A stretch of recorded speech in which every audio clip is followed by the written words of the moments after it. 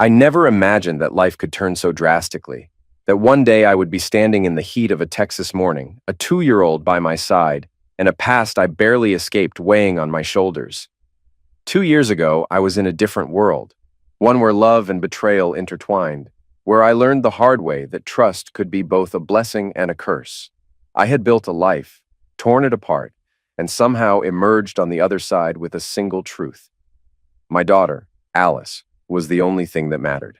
I had left everything behind: Michigan, memories, and a past that threatened to define me. Moving to Dallas wasn't just a fresh start, it was a silent war against the ghosts that followed me. But even as I settled into this new reality, I knew one thing for certain. History had a way of catching up no matter how far you ran. That Saturday morning, the sun was already blazing, even though it was still early. Texas heat had a reputation, and it wasn't disappointing. The front lawn of the new suburban Dallas home was wildly overgrown, almost unrecognizable as a yard. The mower's engine roared to life with a single pull, the familiar sound breaking the quiet. Nearby, a 2-year-old girl sat secured in her car seat on the porch, observing with a quiet curiosity. She was positioned safely, away from the edge but still in the shade, close enough to see everything. Her presence was always a priority, a constant anchor in every decision. 2 years earlier, the idea of being a single father in a new state, rebuilding life from scratch, would have seemed impossible. Yet here it was, a reality. The weight of it all felt heavy, not just emotionally, but physically. Mowing the lawn at 29 felt vastly different from the effortless summers of youth, when cutting grass for neighbors was both easy and profitable. Now, halfway through a much smaller patch, exhaustion had already set in. The approach of another person went unnoticed at first. By the time awareness kicked in, she was only a few feet away. Instinct tightened muscles, a split-second reaction conditioned by the need to always be ready. Ready to fight, ready to run, ready to protect. A packed bag in the Mustang held essential documents and supplies, always prepared for an abrupt departure. This time, though, there was no real threat. A woman stood there, smiling, exuding an effortless confidence. She was striking, not just in size, but in presence. Curves balanced in proportion, tan skin gleaming under the sun, legs smooth and polished. Even small details stood out. Tiny open-toed shoes, nails painted in the exact shade of the Mustang parked in the driveway. There was no hesitation in her posture, no discomfort under scrutiny.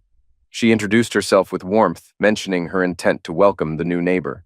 She acknowledged the effort being put into the yard and casually extended an invitation for dinner later that evening, offering help with settling in. The interaction remained brief but direct. Appreciation was shown, though maintaining eye contact proved slightly challenging. A tray in her hands, carrying 3 chilled glasses, caught attention only as she set it down on the porch. Turning toward the car seat, a proper introduction was made. The child, Alice, called Ellie, reacted instantly. Her expression shifted, lips tightening, eyes narrowing with an unspoken intensity. There was no mistaking the resemblance. She carried the same hair, the same eyes, even the same facial structure. Questions about her mother's features were met with a simple but telling response. There was no one else. It was just the two of them. A flicker of realization crossed the woman's face before she adjusted with ease. The invitation stood, and she seemed even more pleased by the revelation. She then gestured toward the tray, mentioning a refreshment brought specifically for the heat. But just as the words left her mouth, something shifted. The world seemed to pause. The air became unnervingly still. Even the birds had gone quiet. Without warning, Ellie's face turned red, her small hands reaching desperately. Her cries were sharp, immediate, urgent. Confusion flashed in the woman's eyes, but there was no time for explanations. The excuse was quick and final. Too much sun, time to go inside. With that, the conversation ended. Ellie was scooped up, carried into the house without another word. Inside, it took nearly an hour to settle her. A routine unfolded, feeding, cleaning spilled milk, following the familiar ritual of comfort, rocking her gently, telling her favorite story, holding her close until she finally drifted off. With her back asleep in the car seat, it was time to return outside. This time, the work went faster. Whether driven by frustration or sheer momentum, the rest of the lawn was finished in no time. Once the mower was stored away, attention turned to the car. A bucket came out, supplies lined up, and the Mustang was given a much-needed wash. Then, just as the task wrapped up, 2 distinct sounds rose above the background noise. Both called for attention. And just like that, the day shifted again. That evening, two distinct sounds pulled attention in different directions. The first was Ellie stirring on the porch, calling out while struggling against the restraints of her car seat. Though she could walk just fine for a 2-year-old, the buckle had always been a challenge, a small but effective safeguard against her adventurous tendencies. As she was lifted free, another sound drifted over from the neighboring house. Soft piano music, floating gently through the evening air. The melody piqued curiosity. It was hard not to wonder if Rita was the one playing. A glance from the upstairs window revealed a striking contrast between the two properties. Unlike the wild, overgrown lawn outside, her yard was perfectly maintained.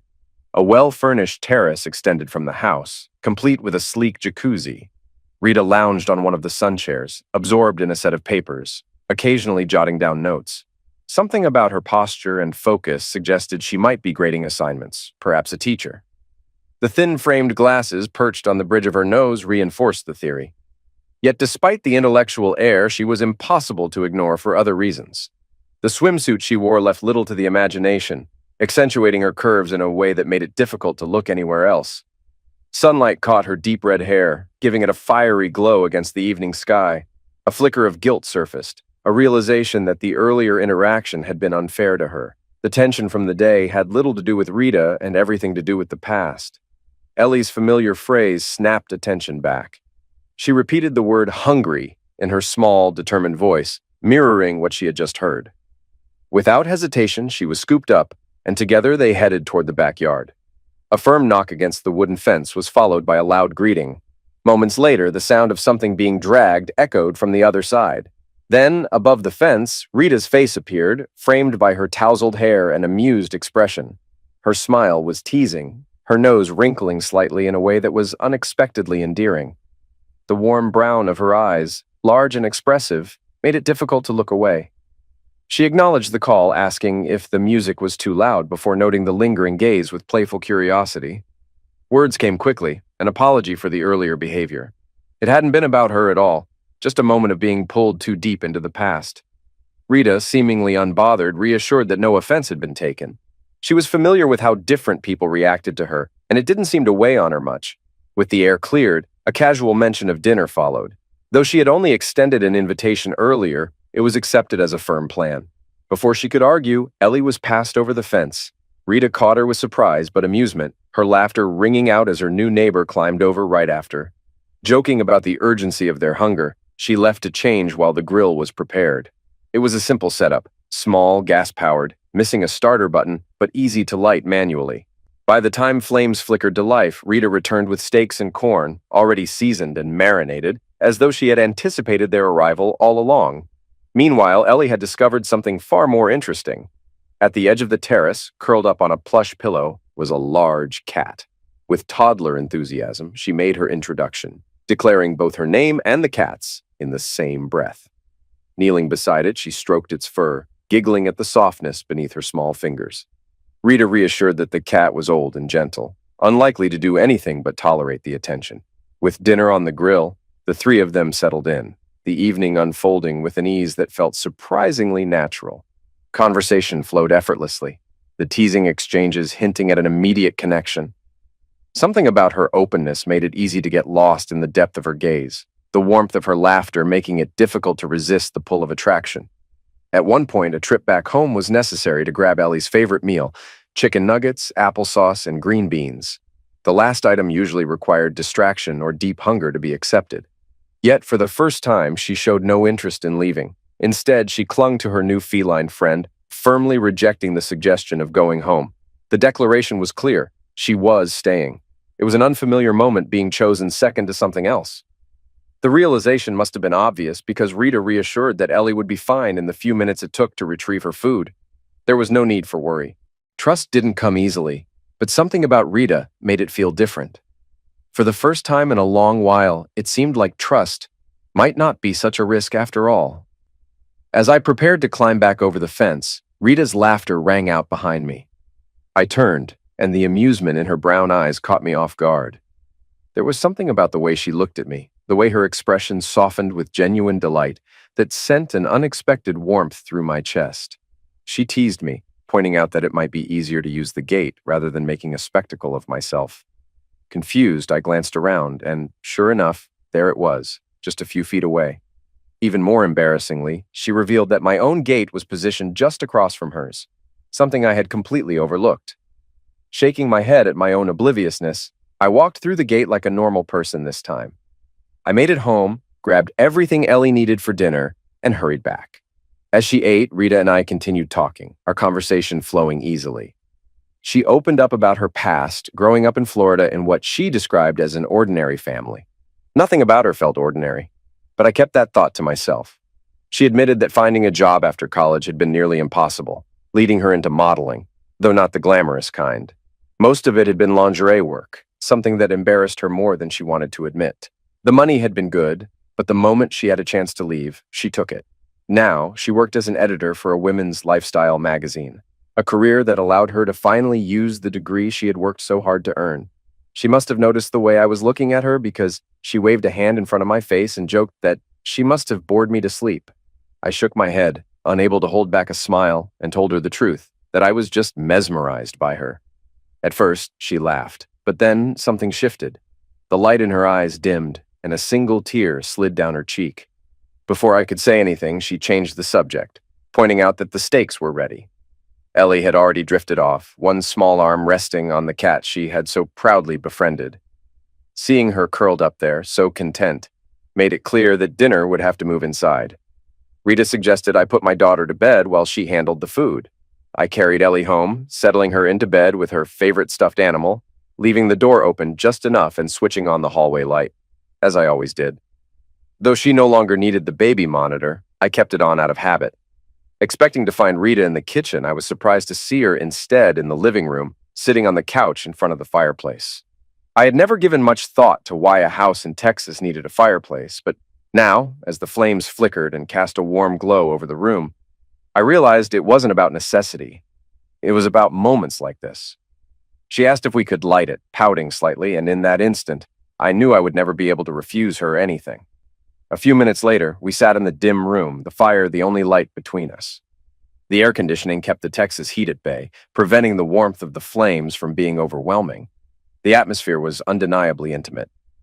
She sighed, commenting on how romantic it all felt, but then she hesitated before adding that it also made things harder. She made it clear, whatever I might have been hoping for tonight wouldn't happen. She wasn't ready. Leaning her head against my shoulder, she confessed that there were things she hadn't told me yet. She spoke about how hard it had been after college, how every job offer seemed to come with a paycheck too small to survive on. Modeling had been a way out, but the industry wasn't kind. She had trusted the wrong people, believing in promises that never held any weight. Then, there was the man who had hurt her the most. He had seemed different, old-fashioned, the kind of man who talked about the future as if it was something they would build together. After a year of dating, he proposed. She believed in him, gave him everything she had, and thought she was finally where she was meant to be. But the morning after their first night together, everything changed. At work, she realized she had become a joke. He had told everyone. The men in her office made snide remarks, whispered things she didn't understand at first. Then, she learned the truth. He had recorded them, without her knowledge. The video had made its rounds before she even knew it existed. By the time she found out, the damage was done. She had to fight to get it taken down, but the betrayal had left permanent scars. Since then, she hadn't trusted anyone. She called herself a fat cow, as if that somehow explained why she had been treated the way she had, as if she believed she didn't deserve better. She told me that people always said men only became cruel after being hurt by women, but the reality was that some men were just bad from the start. Then her words shifted. She admitted she liked me. She could see that I wasn't like the others. She knew I looked at her body. What man wouldn't? But she also knew that I had spent the day looking at her face. She wanted to trust me, but she needed time. Her voice was quiet when she said it, almost like she expected me to leave right then and there. Instead of responding, I stood up and walked away. I needed a second to think. When I returned, she was already gathering her things, her expression guarded.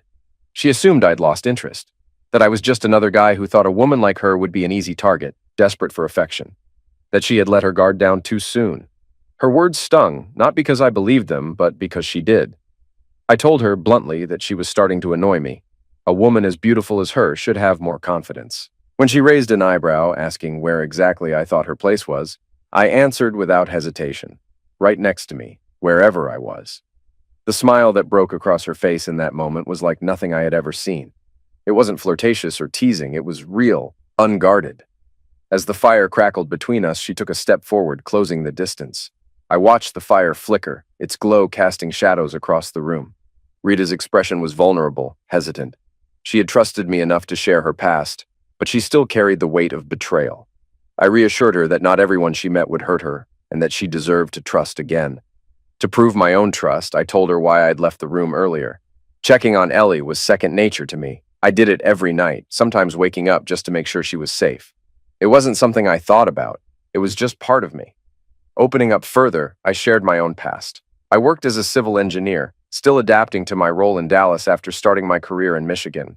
At 29, I had taken longer than most to settle into my profession. College had started with a singular focus: football. I had spent my first 2 years convinced I was destined for the NFL, never considering a backup plan. Then, an injury sidelined me, and reality hit. My chances of going pro had never been real. Accepting that truth took time. I had spent 15 years devoted to the game, only to realize I had been another overhyped player who wouldn't have made it.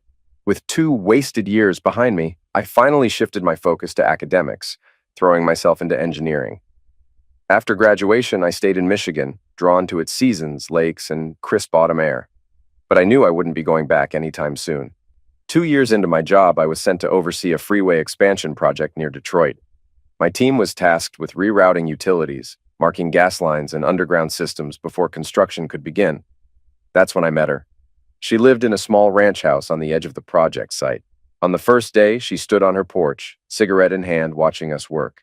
At first, she seemed ordinary, mid-30s, shoulder-length brown hair, glasses, heavy eye makeup that didn't quite fit. But there was something unnerving about the way she observed me. Even when I met her gaze, she didn't look away. As the team mapped the area, she approached, asking about our work. There was a boldness in the way she moved, standing closer than necessary. At one point, she disappeared inside and returned with a glass, offering what she called her famous lemonade. The heat was brutal, and I accepted without hesitation. It was surprisingly good. When she offered a second glass, I hesitated, not wanting to impose, but she insisted. The moment she stepped inside, my crew started laughing. My foreman, Mac, wasted no time making jokes, nudging me about how the old maid was clearly interested. I pointed out she wasn't that old, only 32, which only made them laugh harder. Throughout the day, she found excuses to stay in my line of sight, stretching, adjusting her shirt, making sure I noticed her. For a young guy living alone, the attention was hard to ignore. When it was time to wrap up, she extended an invitation, casually mentioning that she hated eating dinner alone. There were no expectations, just an offer to share a meal. The teasing from my crew continued all the way back to the office, but they had no idea she had invited me over. Despite their jokes, I found myself driving back after work. Maybe it was loneliness or maybe curiosity, but a home-cooked meal and the possibility of something more was hard to turn down. When I arrived, she was already waiting on the porch. Without a word, she reached into a cooler and pulled out another glass of lemonade, as if she had been sure I would come back. Taking a sip, I asked why she called it famous.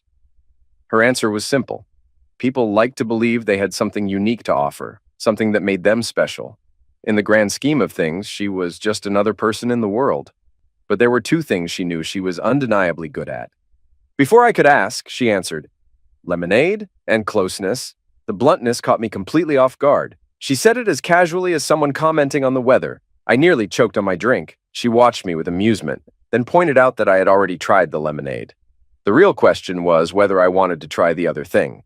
Morning arrived too soon. Half asleep, I muttered that work started at 9. She pointed out we still had a couple of hours. But by 7:30, I was out the door, heading home to shower. Before I left, she asked when I'd be back.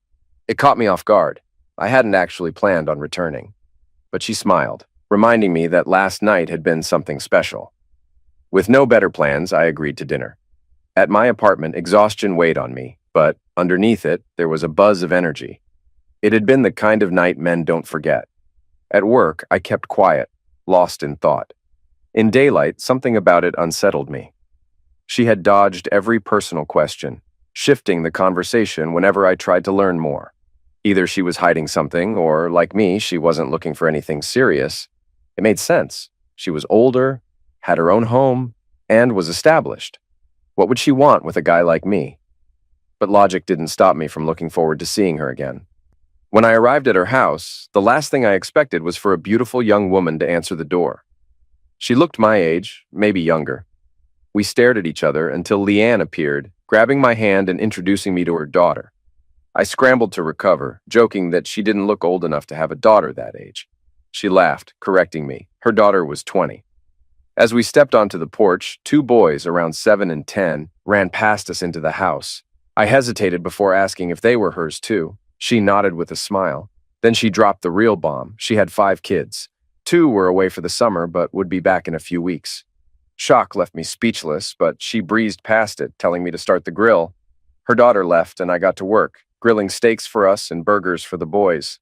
As the evening unfolded, I found myself settling into an unexpected rhythm. The boys had endless energy, full of questions, eager to learn how to throw a football. Later, Leanne brought out sparklers, and I lit them while they ran around laughing. Hide and seek followed, and each time they got close, I jumped out, sending them screaming back to the porch, only for them to beg to do it again. By bedtime, I almost felt disappointed. Leanne returned, smiling, saying she hadn't seen them this happy since their father passed. I wanted to ask about him, to understand more, but she steered the conversation elsewhere. What started as a no-strings arrangement quickly turned into something more. I recognized comfort when I felt it. And coming home to Leanne, spending nights with her and time with her kids, was better than sitting alone in my apartment. My single friends spent their nights in bars, hoping for a rare, lucky moment. I had something real. I never said it out loud, but I knew I was in love with her. I contributed to the household, always bringing something for the kids. They became part of my life, just like she had. The only problem was Jean. She resented me, always questioning why I was with someone so much older. At first, I dismissed it, telling her she should be happy if she loved her mother, but her hostility never faded. She watched me when Leanne wasn't looking, testing boundaries. One night, she finally spoke openly, suggesting I was in the wrong bed. When I reminded her she wasn't interested in men, she smirked and said there's always a first time. She insisted that while her mother could enjoy me for now, I would eventually be hers. Her words sent a chill down my spine. She made it clear, whatever her mother could offer, she could do better, younger, fresher. That night, Leanne seemed troubled. When I asked what was wrong, she hesitated before saying she didn't want things to end, that she would miss this. The way she said it made my stomach drop. Then she told me she was pregnant. Silence stretched between us. The baby was mine. It must have happened early on. She hadn't been with anyone else since her husband died. She tried to reassure me, saying I didn't have to be responsible, that I could see the child whenever I wanted. But my decision was already made. I wasn't leaving. I loved her. I loved her kids, and now I loved the child she carried. We would figure it out. A bigger house was our next step. The next 7 months were some of the happiest of my life. Leanne and I grew closer, truly becoming a family. But one problem remained, Jean. She didn't hide her resentment, whispering that she should have been the one carrying my child, that no man had ever stayed with her mother like I had, even as Leanne's pregnancy progressed. Her anger simmered beneath the surface, but I ignored it. When the time came for Leanne to give birth, excitement and fear battled inside me. She insisted I be in the delivery room, and after some debate, they allowed it. But when things got intense, I blacked out. By the time I woke up, it was over. A nurse laughed at my embarrassment as I asked to see Leanne and our baby. She looked exhausted, but to me, she had never been more beautiful. Then she broke the news. Our son wasn't a son. We had a daughter. We named her Alice, after my mother, and the moment I held her, my world shifted. I knew what I had to do. But life kept moving, and it wasn't until 6 months later that I finally bought Leanne a ring. I wanted us to be a real family. Thinking Johnny might offer insight, I showed her the ring. Her reaction wasn't what I expected. Tears filled her eyes as she told me to take it back, that I should be marrying her instead. Something about her words unsettled me, but I pushed forward. One Wednesday afternoon, I left work early, bought flowers, and headed home. The house was quiet. Jean was out, and the kids were at school. I checked on Ellie, sleeping peacefully in her crib. The connection I felt with her was undeniable, but today, My focus was on her mother. Then I heard a noise from the bedroom. At first, I thought Leanne was moving furniture, but when I opened the door, I walked into a nightmare. She wasn't alone. Two of our married neighbors were with her. Everything blurred. The first thing I remember was the sound of flowers hitting the floor as they slipped from my hands. Jean appeared beside me, speaking calmly like she was trying to soothe a child. She told me Leanne wasn't worth it and suggested we go for a drive. Still in shock, I let her pull me outside. We drove in silence for an hour. As the numbness faded, humiliation set in. I felt like an idiot. But Jean's voice was steady. She reminded me that I hadn't done anything wrong. Leanne had. She admitted she had tried to warn me but had also been deceived. She thought her mother had stopped sleeping around when we got together, but she hadn't. This wasn't new. Leanne had been with those men for years. Their marriages, their friendships, none of it mattered to her. Jean even revealed that her so-called stepfather hadn't died. He had simply walked away, abandoning Leanne in a Walmart parking lot, driving off while she shopped. He never looked back. I dropped Jean off and left without a word, heading straight to my old neighborhood. By nightfall, I had rented an apartment. The next day, I called work, took time off, and prepared to move. I returned to the house late, hoping to avoid a scene. When Leanne opened the door, she was furious, demanding to know where I had been all day. I handed her the papers I had brought, documents stating I was leaving. She barely glanced at them. Instead, she insisted we talk, acting like my departure wasn't an option. I told her I had already moved out. She laughed, unfazed. No one was chasing me away, she claimed. Not the police, not anyone but myself. She told me she loved me, but love didn't mean ownership. We weren't married. She had never made promises to me. If I wanted to throw everything away, that was my decision. I could only stare at her, speechless. Then, without a hint of remorse, she explained why she had done it. She had needed to fix the situation, as if my presence in her life had disrupted her routine. She had to come up with an excuse for the wives of the men she had been sleeping with. Stunned, I realized she wasn't apologizing. She was just justifying herself. She had betrayed me, and somehow, in her mind, it was my fault. Leanne never apologized. Instead, she turned the situation against me, twisting it as if I were the one in the wrong. I was too stunned to respond, but I didn't have to. Jean stepped in. She didn't hold back, reminding her mother that I had lived there for a year, paid the bills, bought groceries, and been more of a father to the kids than any man before. She pointed out that the neighbors Leanne had cheated with didn't even know the children's names, while I had stepped up as a provider. The weight of Jean's words left Leanne silent, tears forming in her eyes. But Jean wasn't finished. She revealed the real reason I had come home early. I had been planning to propose. She pulled out the ring I had given her for safekeeping, holding it up as proof. I had come with flowers, ready to take Leanne to lunch and ask her to marry me. And yet, instead of joy, I had walked into betrayal. Leanne finally broke, crying as Jean continued. She pointed out that without me, Leanne would have lost the house. My income had covered bills while she used her benefits to pay off debts. Jean was blunt. Without me, there was nothing left for Leanne but financial ruin.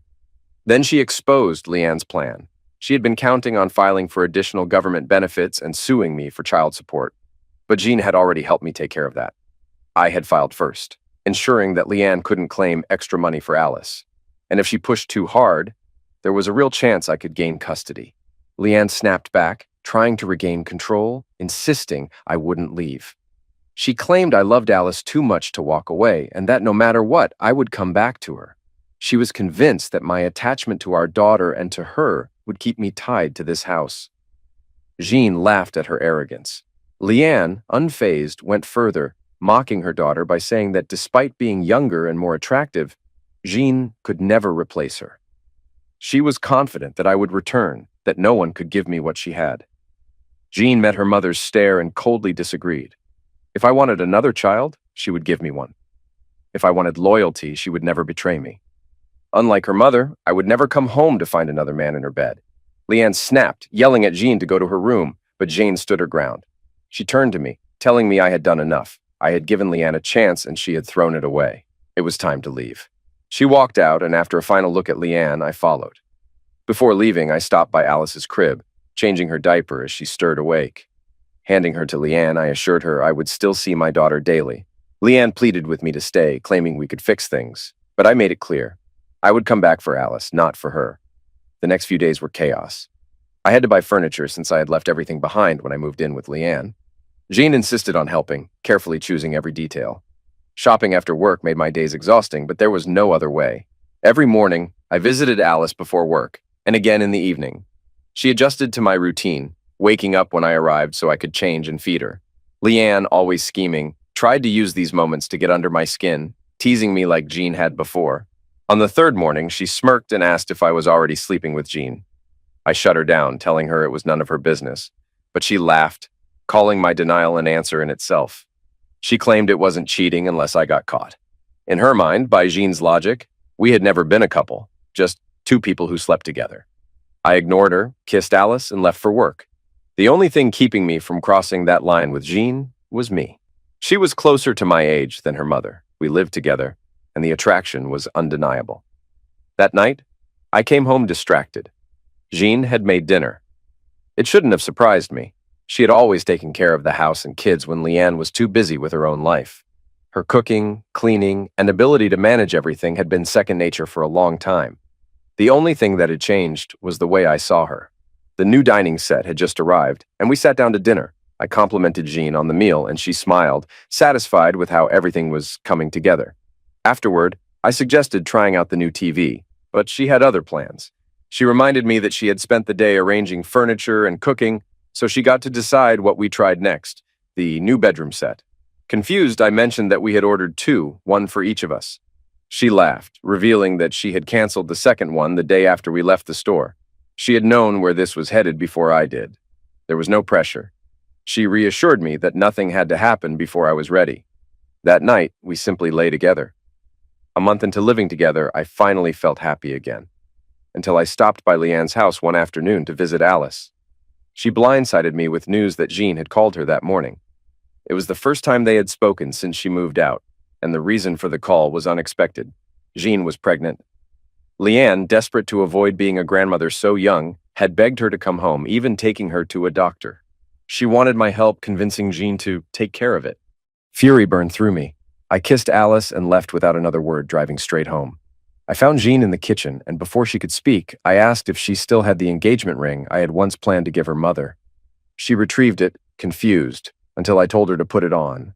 She hesitated, realizing what was happening. Then, with tears in her eyes, she accepted without hesitation. I should have been ecstatic. I was young, had a great job, a home, and a woman who truly loved me.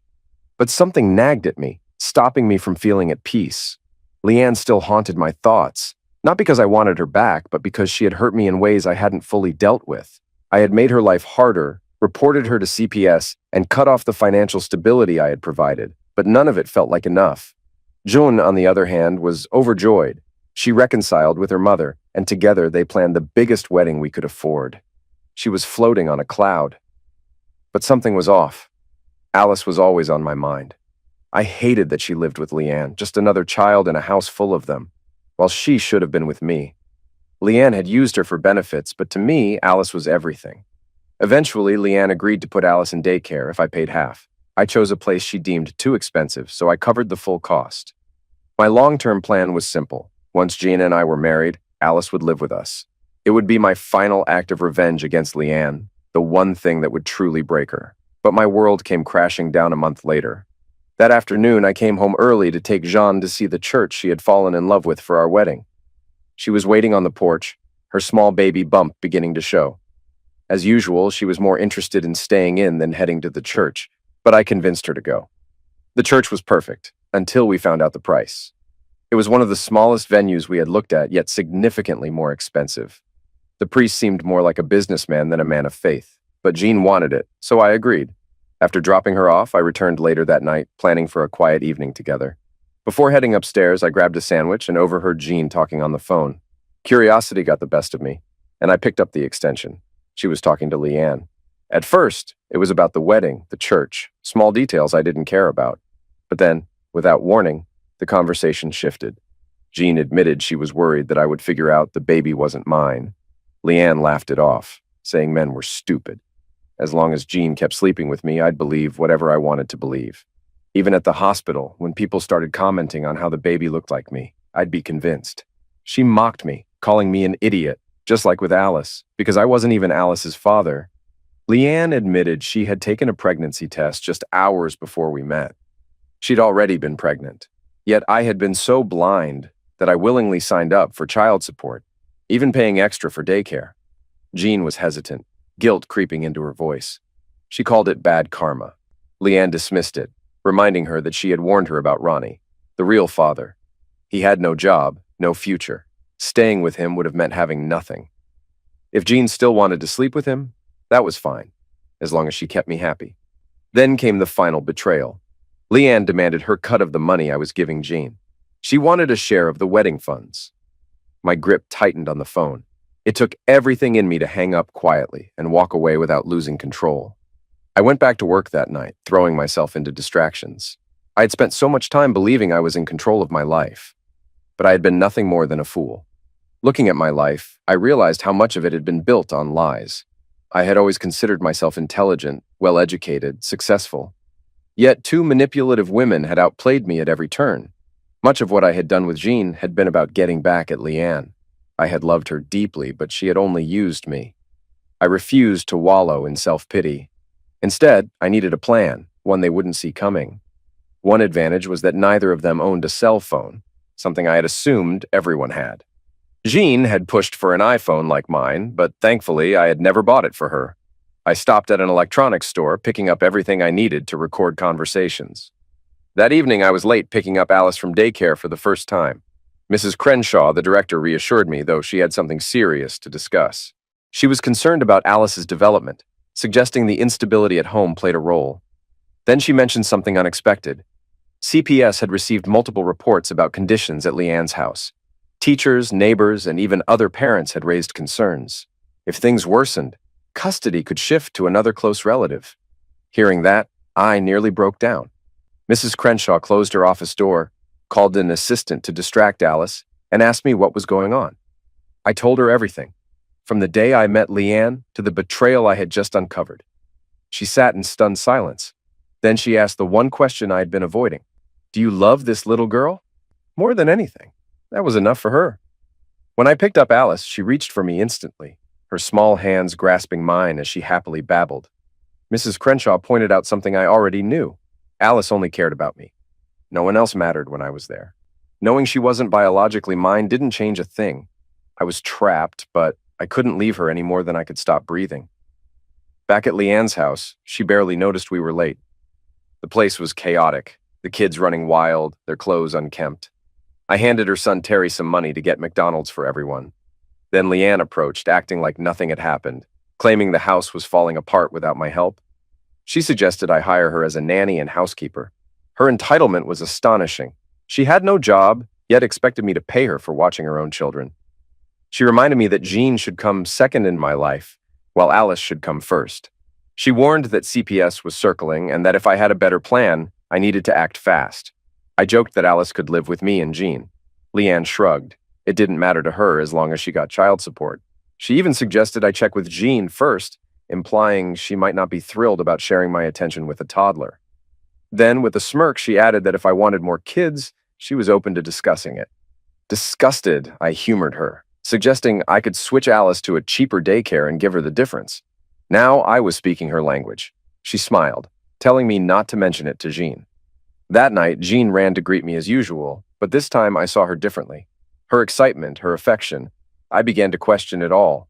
Women don't act like this. None of my friends' wives or girlfriends did. The only other woman I had ever seen behave this way was Leanne. Then Jean's expression shifted. "What happened?" she asked. There was no concern, only calculation. I told her about my conversation with Leanne, explaining the CPS issue despite my promise not to. She wasn't surprised. Leanne had already filled her in. On the drive home, it became clearer than ever. Leanne was still controlling my life, using Jean as a puppet. I needed proof. While Jean showered, I installed a voice recorder on the phone. Then, for 2 weeks, I played my part perfectly, pretending to know nothing. Leanne tried at every turn to mend things between us, and Jean only grew more radiant as her pregnancy progressed. Mrs. Crenshaw continued feeding me updates, eventually suggesting I move Alice to a developmental program instead of daycare. That's when I got lucky. I researched early childhood development and found an expert, Mildred Cross. who happened to be an old friend of my parents. She had recently retired, but agreed to help after hearing my concerns. She wanted to observe Alice's home environment to assess the damage. I saw an opportunity.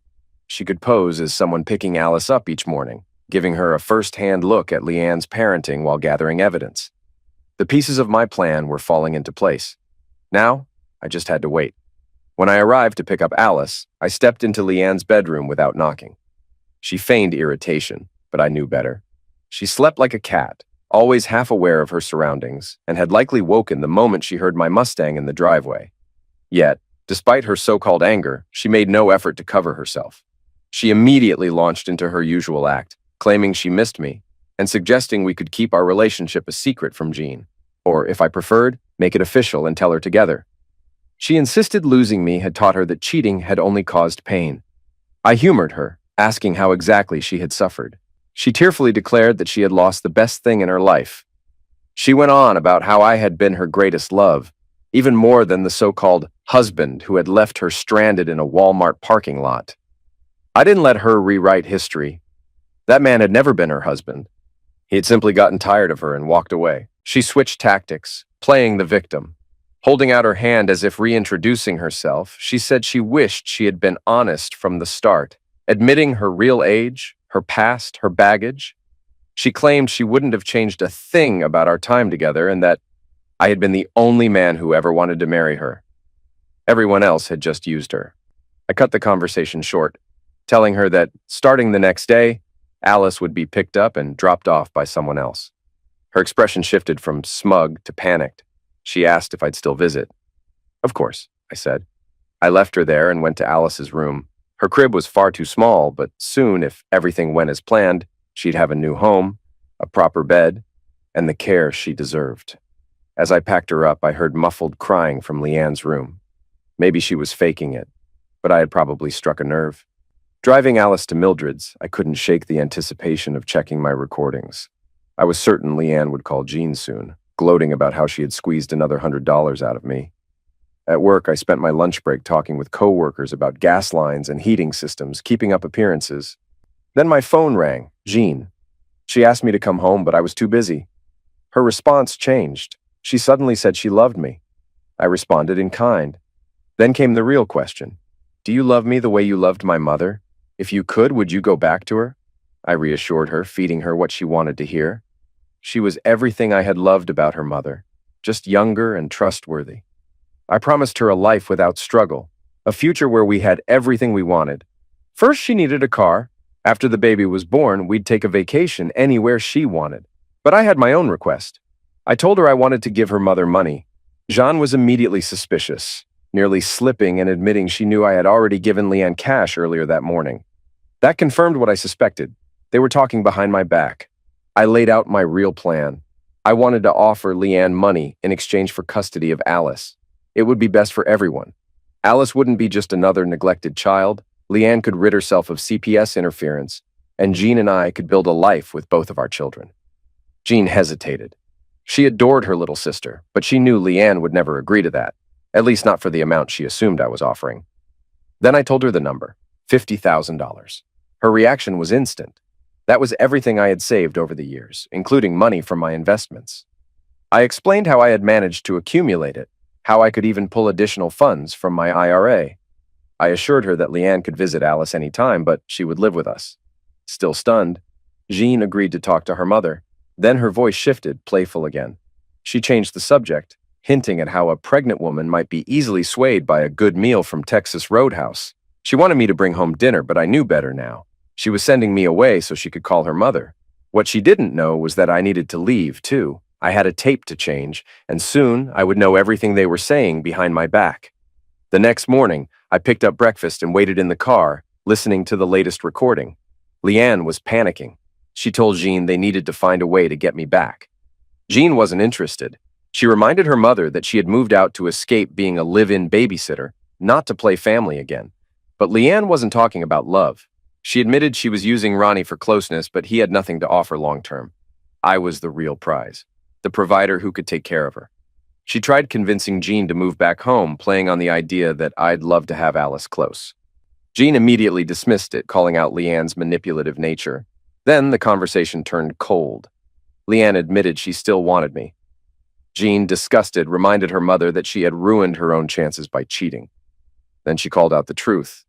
Leanne didn't have a heart. Her kids were nothing more than paychecks, and she had raised Jean to think the same way. Jean didn't deny it. She laid it all out. Welfare reform was coming, and the free ride would soon end. Leanne needed to secure her future before it was too late, and that future, in her mind, was me. Leanne tried to push Jean out of the way, but Jean fired back. She threatened to tell me about Ronnie and expose the truth about her pregnancy. Leanne countered with her own threat. If Jean betrayed her, she'd make sure I found out Alice wasn't really mine. Jean ended the call, making it clear that if they worked together, they might still win. But if they fought, they'd both lose. That was all I needed to hear. The next morning, I caught another conversation between them. Jean cut straight to the point. Welfare was ending, and Leanne had to act fast. Jean wanted Alice. She tried selling Leanne on the idea, claiming it would lighten her load. Leanne refused. Alice was the only child bringing her direct cash. Food benefits and mortgage assistance weren't enough. She needed the money. Jean made an offer, $5,000. Leanne went silent. I could practically hear the gears turning in her head through the recording. Then she laughed, realizing there had to be more. Jean admitted there was $20,000 on the table. She called me an idiot, obsessed with Alice, desperate to play the role of the good father. Jean offered to split the money with her mother. Leanne wasn't satisfied. She haggled over the percentage, and after some back and forth, they agreed. Leanne would get 25%. She planned to call me immediately, hoping to shake down even more cash. She never did. That morning, when I stopped by to check on Alice, Leanne was back to her usual games, trying to bait me into conversation, but she never mentioned the deal. Before I left, her son Terry quietly pulled me aside. He handed me a phone number, the one I had asked for. I slipped him $50. "Are you really buying a kid?" he asked, eyes filled with curiosity. "Maybe. Why does it matter to you?" he shrugged. "I just want her gone. I'm sick of taking care of her." "But why would you go through all that effort just to feed her and change her? That's dumb." I asked if their mother ever helped. Terry just laughed. Leanne barely knew which room Alice slept in. At work, I called the number Terry had given me. By the end of the conversation, I had the last piece I needed. It was time to end this. That evening, I returned to Leanne's house, checking on Alice before heading to the basement. I didn't stay long, just enough time to take care of what needed to be done. At home, I made 3 phone calls. The first was to my boss. I asked about transferring to another location, preferably out of state. He pulled some strings, and by the time we hung up, my move was in motion. I requested the next day off. The second call was to the number Terry had given me, Ronnie. That night, Jean seemed upset that I didn't want to sleep with her. She asked if she had done something wrong. "I don't know," I said. "Have you?" She swore she hadn't been with anyone else since we got together. I asked about Alice and the money. Even in the dark, I could see the smile she tried to suppress. She faked offense, then defended herself, claiming she had only lied to her mother to get a better deal for us. She had deceived Leanne for my benefit.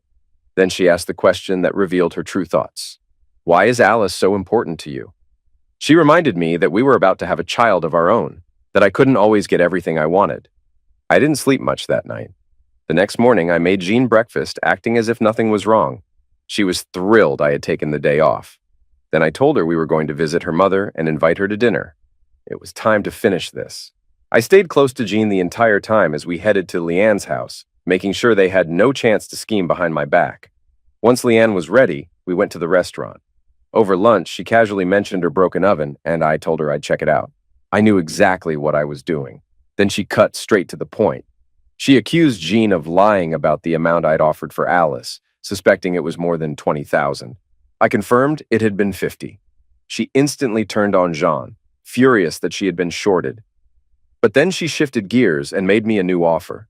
If I forgave her and came back, I could have Alice for free. Jean was horrified, but it didn't matter. I refused.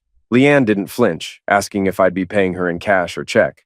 Instead, I pulled a document from my pocket and slid it across the table. She stared at it, confused. It was a termination of paternity rights. I had taken a DNA test. Alice wasn't mine. Along with it was a breakdown of every cent I had paid in child support. I could have sued to get it back, but I wasn't going to. I was done. Leanne was speechless. I told her this was the end. She was out of my life for good. Jean grabbed my hand, swearing she had no idea and pleading for another chance. I didn't believe a word. Leanne, still trying to salvage something, reminded me that Alice loved me. I admitted that was exactly why I had to walk away. Her daycare was covered until the end of the month, and if Leanne stayed out of my way, I'd pay for another month so she could figure things out. CPS had already opened an investigation, and I told her to do better. Jean tried a different approach, suggesting Alice and our unborn child should grow up together. But I knew what she was really doing, just another way to funnel money to her mother. I wasn't falling for it. I said my goodbye. She panicked, swore she loved me, said she didn't need her mother and hadn't known about Alice's paternity. I let her talk, then raised my hand. Ronnie walked up to the table. Jean stared at him blankly, pretending not to recognize him. But there was no escaping it. He reminded her exactly who he was. The man she had convinced to sign away his parental rights. The one she had promised a future with, only to abandon. Now, she would be raising this baby alone. I told her to go back to her mother's house for the night. I'd pack my things and be gone by morning. She sobbed, trying to convince me she had never cheated. I placed a recorder on the table, pressed play, and walked out. The next day I flew to Texas, set up my new life, and got ready to move on. A few days later, Mildred called, telling me Alice was struggling without me. It stung, but I knew she'd adjust. Meanwhile, Leanne was scrambling, trying to deal with CPS breathing down her neck. She even agreed to submit a progress report on Alice, still clueless that I was already gone for good. Ronnie kept feeding me updates. Leanne, still thinking she could use him to reconnect with Jean, let him hang around. She had no idea everything was already set in motion. Within 10 days, I had everything in place. I flew back to Michigan, met Mildred right after she picked up Alice, and held my daughter tight. This time, I wasn't letting go. I paid Mildred for her final services, told her the report was no longer needed, and left town with Alice in my arms. By the time my plane landed in Texas, it was over. Leanne's house was gone, reduced to ashes by an explosion from a gas leak. She and Jen had been too busy moving furniture from my old apartment to notice what had happened until it was too late. When they returned, they were homeless. The landlord refused to let them move into the apartment, recognizing them as trouble. They had nothing left. No home, no options. And Alice, she was finally safe. And they would never find us again. When Jean and Leon arrived at the apartment with 4 kids, the landlord immediately called the police. Since children were involved, Child Protective Services got involved, and given Leanne's ongoing investigation, they took custody of them all. It was devastating for her, but in reality, it was the best thing that could have happened. The children were eventually placed with a caring middle-aged couple who had always wanted kids and treated them with love. Somehow, Alice never ended up in the system. Since most complaints had come from the teachers of Leanne's older children, CPS focused on them, never realizing there was another child. When all the kids were placed, they closed the case. Leanne assumed Alice had been taken, but the truth was, the only person who ever really cared for her was me. With nowhere to go, Leanne and Jean ended up in a women's shelter. Desperate for money, Leanne turned to one of her 2 skills, and it wasn't making lemonade. She was eventually kicked out while Jean stayed behind and the 2 lost contact. Jean relied on unemployment benefits, and Leanne ended up on the streets. That was a year ago. Now, Alice was over 2 years old, and our lives had changed completely. We had started out in a small apartment, but I had saved up enough to buy a home with a yard. She needed space to grow, a safe neighborhood, and the feeling of belonging to a real family. I wasn't sure why I was telling Rita all this. For a year, I had kept our story to myself, never letting anyone close enough to ask. I had done things I wasn't proud of, and to some, I was no better than the people who had hurt me. The worst of my crimes was taking a child that wasn't mine. But Leanne had never loved her, and no one even knew who her real father was. By law, I should probably be in jail. And one day, when Alice was old enough, I would tell her the truth and let her decide for herself. But something about Rita made me open up. Maybe I sensed that she would understand, that sometimes people are just terrible, no matter how good you are. Neither of us had intended to hurt anyone, yet we had both suffered. Life had just led us here. She listened carefully before finally speaking. To her, the people who had wronged me got exactly what they deserved. And as for Alice, she believed love had made me her father, not biology. My so-called crime had given me the responsibility of raising her, and that was a punishment I should gladly accept.